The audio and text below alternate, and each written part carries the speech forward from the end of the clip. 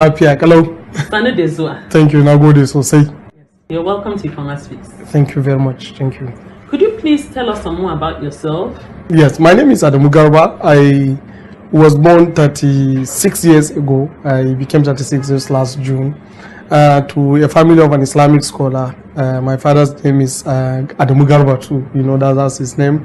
And my mother's name is Khadija Garba. And I started life as an Almajiri boy, you know, typical Almajiri lifestyle of northern Nigeria. What does Almajiri mean? Yeah, Almajiri means some people, or I can say the traveler, somebody who moves from one place to the other in search of knowledge. So, you know, traditionally in the northern society, when you grow up in the house where Islamic scholarship is actually what they anchor, you see them pushing some of their male children to go and start the tradition. So I started that tradition when I was 4 years. And by the age of 8, I got into conventional school after circumcision, because we usually are circumcised, you know, around that period of time. Then from there, I started my public primary school in Lugere in Jimeta, that's Adamawa State, where I was born.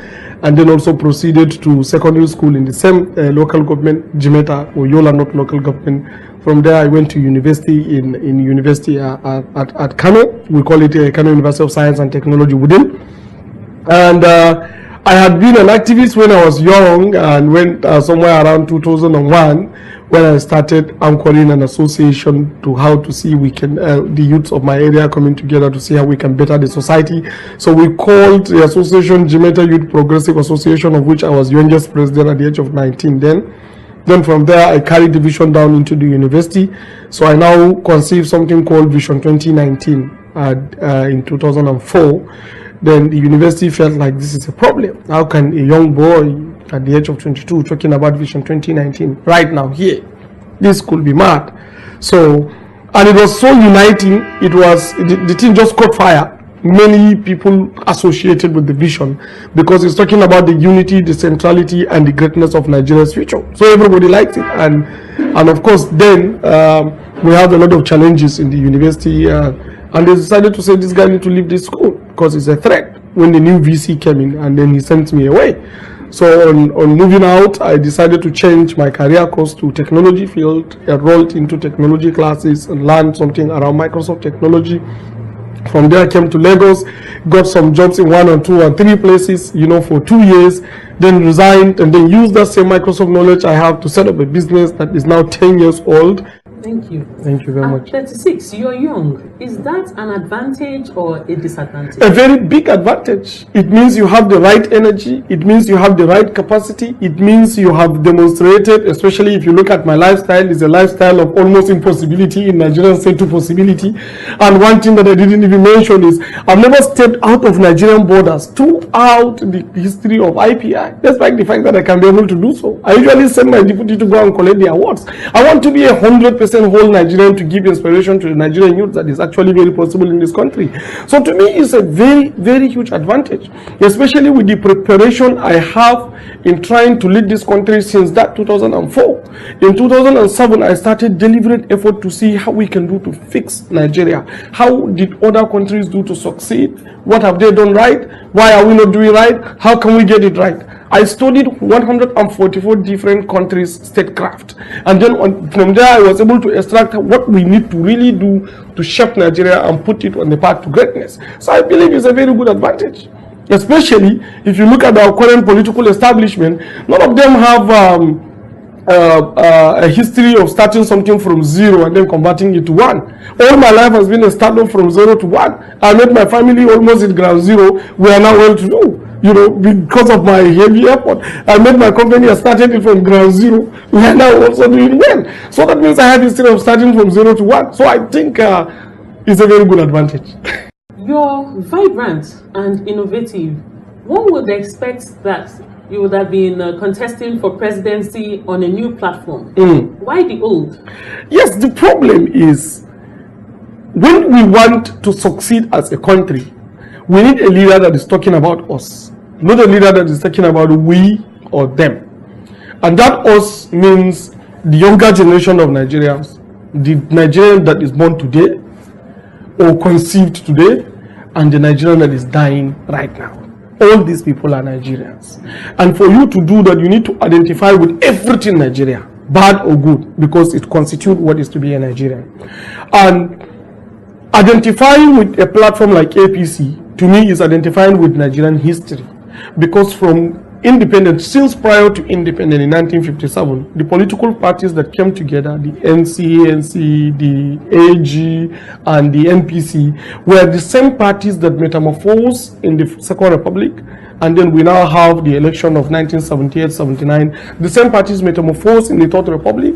We have SDP and NRC. The same parties now came back to be ANPP and PDP, and now we have APC and PDP. So it's part of Nigerian history. I don't want to throw away anything negative or positive, because I need it for the future generation to learn from it. So the best solution is to identify with the platform that is talking about the history of Nigerian state. And that is why I come inside the APC. One. The second thing again is, we are not contesting against our elders. I am a very responsibly brought up young man. I cannot insult and castigate my elders. I believe they've done their best. What they have done so far, to the best of my knowledge, is the best they think they can offer. And when I sit with them and discuss with them, I find patriotism in most of them, contrary to what general people believe. But the problem is, their understanding in how to make a nation clearly contradicts the 21st century model. And that is why we are getting a disconnect. So we are there to try to let them go and retire and relax, so that we can continue the legacies that they have founded. One. The second thing again is, we want to show clear example that Nigerian youths are not as bad as the elders think. They are not as irresponsible as the elders think. They are not as lazy as the elders think. They can actually identify with them, honorably and respectfully disagree with them, and bring new thing on table that is going to make Nigeria to be one of the greatest nations in the world. So when it's time for them to leave, they are living in peace, and they will bequeath the nation strong for the next generation of Nigerians that are ready to make it even better than they found it. What have you contributed to Nigeria from the time you were born till now?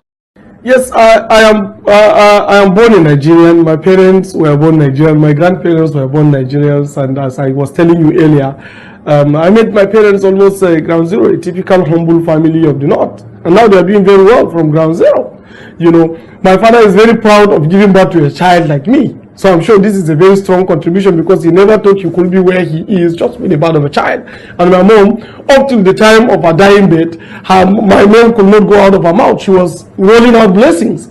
So that is a contribution. When I told you again that I started my business from ground zero, and now he's employing about 46 people, you know, young people within the economy. I believe this is a very interesting contribution to the country, especially with about 200 customers that we service, and they've seen efficiency in the way we deliver the services. This to me is a very strong contribution, and I have lived this life responsibly, following law and order in all ways, paying my dues, paying my tax, doing the right thing, not going to shortcuts, not jumping to get government contracts, but trying to follow private sector to chase the small job that people are running away from. Despite the fact that I am coming from the North, many people are expecting me to be in Abuja chasing the government contract with briefcase. I stay in Lagos. I have only history of doing one government contract since I started this company till today. So I think this is pretty much a very good contribution. And there are other contributions, like normal support for people going to school and this and that. I don't usually like to mention them publicly, because it feels like it is against my personal principle. I feel like I'm going to use their sympathy to get elevation. So I would like to respect them with that and keep it that way. But this is a little of what I have contributed to the making of this great country. And now, I also prepared myself from 2007 till now, 12 years, in readiness to make Nigeria to be one of the greatest nations in the world by the year 2035. The manifestos are there on adamugarba.org. Clear, tractable process that you can use to make Nigeria to transit away from poverty completely. 180 million Nigerians to live above $10 a day, and also to be one of the greatest nations in the world. Our plan is by 2045, when the new world order is being enacted, I want Nigeria to be one of the P's. Now we have P5, so the P end that is coming, I want Nigeria to be part of them. We can't do that until we come together and build a country that becomes one of the greatest nations. And this is actually one of my next tasks. Thank you. Thank you very much. So when you become